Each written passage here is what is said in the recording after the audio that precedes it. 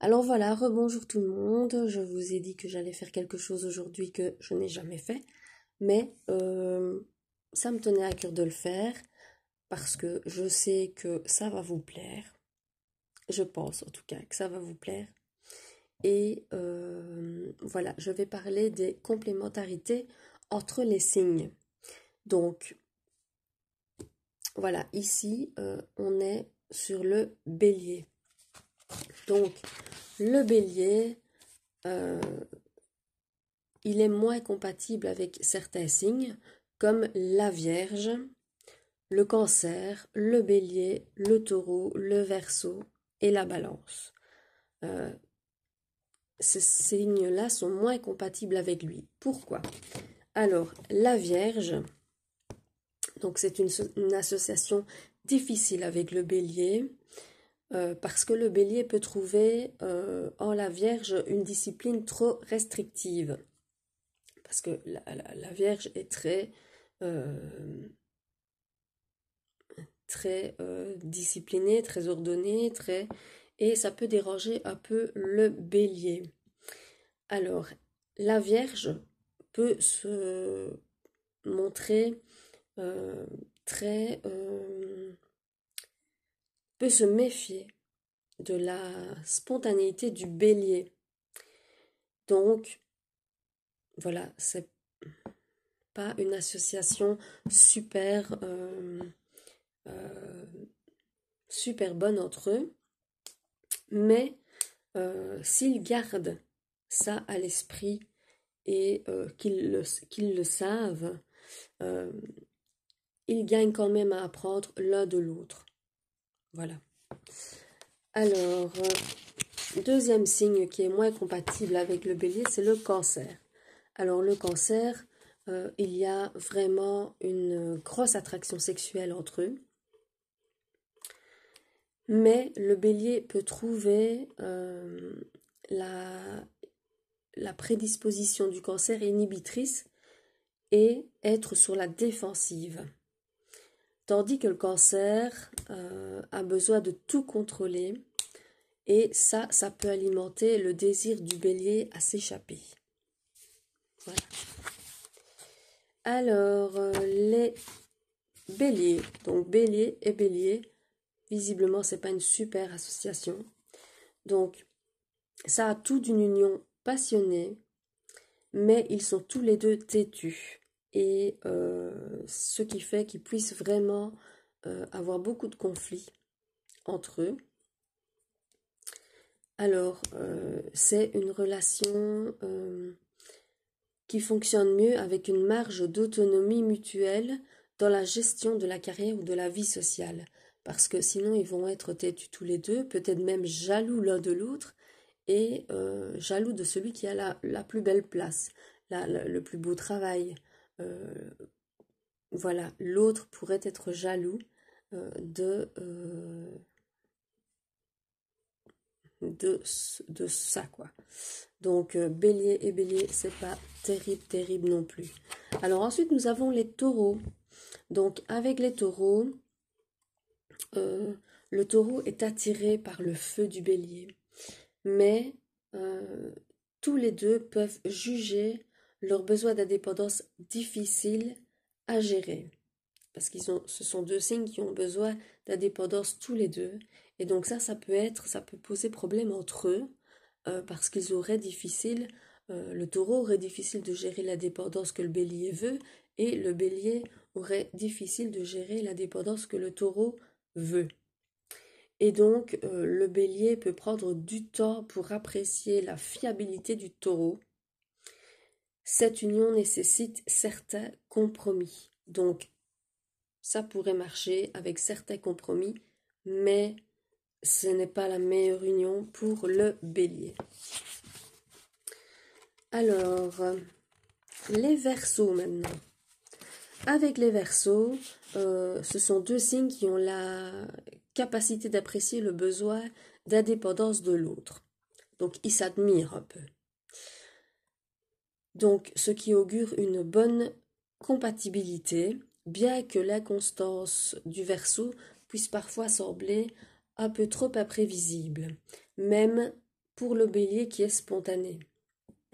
Donc le Verseau est un peu trop imprévisible, même s'il y a une bonne compatibilité au départ, sur le long terme, ça ne marchera pas parce que le bélier est trop spontané et le Verseau est trop imprévisible.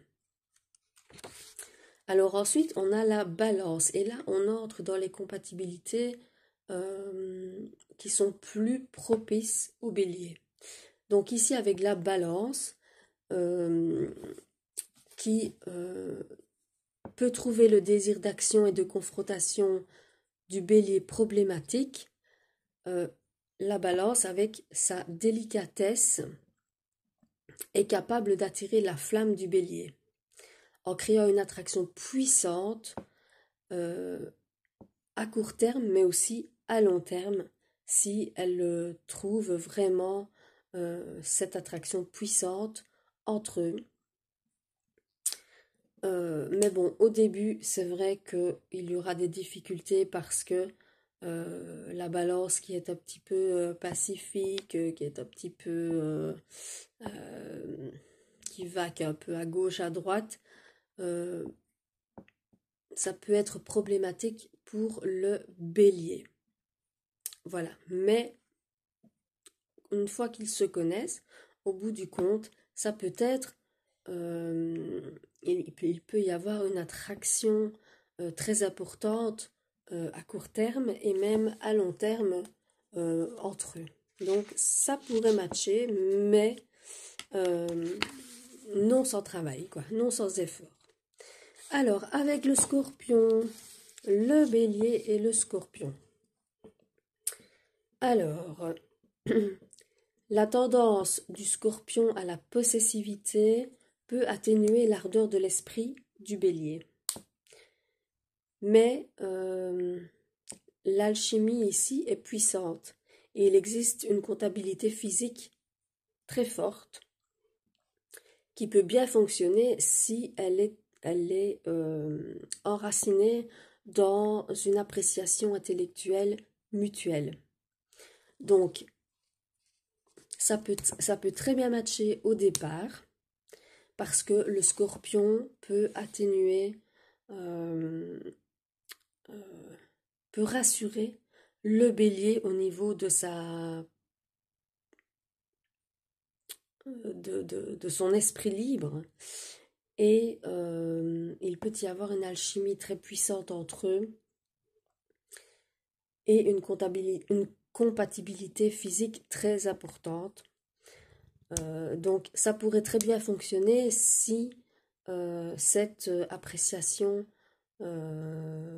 dure entre eux et que c'est mutuel. Alors, après le Scorpion, nous avons les Capricornes. Alors, nous avons dans les plus compatibles les Capricornes, les Lions, les Poissons, les Gémeaux, les Sagittaires. Donc, au niveau des Capricornes, le Bélier qui est fougueux est capable de puiser dans la force de cette relation fondamentale qui mêle respect mutuel et engagement sensuel. Pourtant, le Bélier n'est pas aussi pragmatique que le Capricorne, mais sa fougue et sa force peuvent plaire au Capricorne. Donc oui, ça pourrait matcher et ça pourrait être donner un engagement mutuel et sensuel. Alors, avec les lions, ce sont deux signes, les lions et les béliers, ce sont deux signes ardents et sincères qui peuvent former une bonne alchimie, tant qu'il y a un accompagnement mutuel.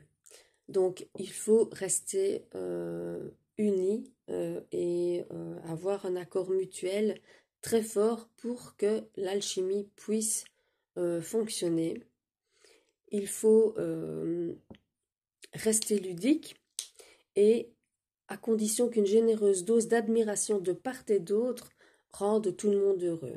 Donc voilà, il faut vraiment une admiration de l'un et de l'autre pour que cette relation match vraiment. Alors, les poissons, avec les poissons. Donc, on me dit, si le bélier fait preuve d'assez de tact, la relation peut être fructueuse parce que vous savez, le poisson est très sensible. Donc, le natif du poisson gagne contrepoids robuste à son approche rêveuse. Donc, il est sensible, il est rêveur et en retour, il peut être très séduisant pour le bélier qui est moins subtil à tous ses niveaux, mais il peut être charmé par le poisson. Donc ça pourrait matcher. Alors, ensuite, on a les Gémeaux. Donc, les Béliers et les Gémeaux. Il y a une comptabilité immédiate entre le dynamisme du Bélier et l'ingéniosité du Gémeaux. Alors, comme ils aiment tous les deux la même chose, ils ont les mêmes centres d'intérêt, ils rivalisent dans leur recherche d'attention et ne s'ennuieront jamais. Donc c'est un couple qui peut vraiment marcher, qui rivalise parfois, mais ils ne s'ennuieront jamais. Et pour terminer, la meilleure compatibilité avec les béliers, c'est les sagittaires. Et oui, les sagittaires. Alors, bien qu'ils soient dotés tous les deux d'un fort caractère, ce sont deux signes de feu et ils sont hautement compatibles s'ils parviennent à s'entendre sous la couette. Ouais. Leur relation pourra s'épanouir dans la mesure où tous deux tendent vers l'optimisme, la spontanéité et la franchise. Voilà, donc c'est vraiment le couple pour le bélier avec le sagittaire le plus compatible au niveau sexuel, au niveau intellectuel. Ils sont francs tous les deux. Ce sont deux signes d'eau, deux signes de feu, mais qui ont tous les deux un fort caractère. Et donc, justement, ils se comprennent et ils vont se compléter,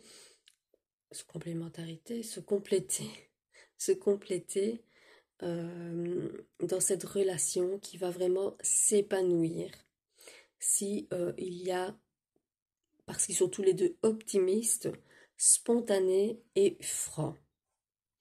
Voilà, donc ça c'était pour les béliers. Alors je pense que je vais faire ça un par jour parce que c'est quand même assez long. Et donc demain, nous verrons qui? Nous verrons les taureaux. Voilà, je vous fais plein de gros bisous et je vous souhaite une bonne journée.